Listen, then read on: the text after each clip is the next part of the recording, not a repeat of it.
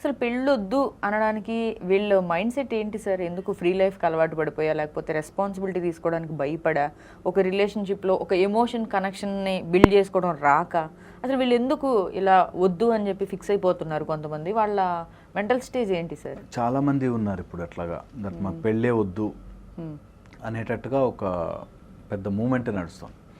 అయితే ఇది చాలా రీజన్స్ వల్ల వస్తుంది. ఒకటి, ఇలాంటి మూమెంట్ చేసే వాళ్ళ మెంటల్ మెచ్యూరిటీ చాలా హై ఉంటుంది. పెళ్ళి చేసుకునే నాకేం పని, నేను సొసైటీకి హెల్ప్ చేస్తాను, ఆర్ నేను బ్రహ్మచర్యంగా ఉంటూ నేను చాలా చేస్తాను, is a different mind set altogether. దాన్ని ఇన్ఫ్లుయెన్స్గా తీసుకుని నాకు రెస్పాన్సిబిలిటీ వద్దు, నాకు బాధ్యతలు అవసరం లేదు, అందుకని నేను మ్యారేజ్ చేసుకోను అనేటట్టుగా.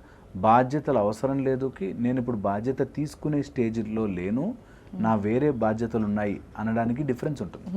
ఓకే, సో నాకు I have an other better బాధ్యత, నాకు నా స్పిరిచువల్ మార్గంలో ఉన్నాను, లేకపోతే నేను ఇంకోటి ఏదైనా కనిపెట్టే దారిలో ఉన్నాను, లేకపోతే ప్రజలకు మంచి చేయాలి దారిలో ఉన్నాను, ఈజ్ బ్రహ్మచర్యం డిఫరెంట్. బట్ మ్యారేజే వద్దు ఎందుకు అంటే, వన్ ఈజ్ రెస్పాన్సిబిలిటీ తీసుకోలేక, రెండోది వచ్చేసి ఎమోషనల్లీ నేను ఎవరి మీదైనా డిపెండ్ అయితే ఎక్స్ప్లాయిట్ అవుతానా అనే భయంతోనూ, మూడు మీరు అన్నట్టుగా ఫ్రీ లైఫ్కి అలవాటు పడిపోయి అంత సుఖంగా ఉంది కదా, డబ్బులు ఉన్నాయి కదా నాకు అని తిరిగి తిరిగి తిరిగి తిరిగి అక్కడికే వస్తుంది.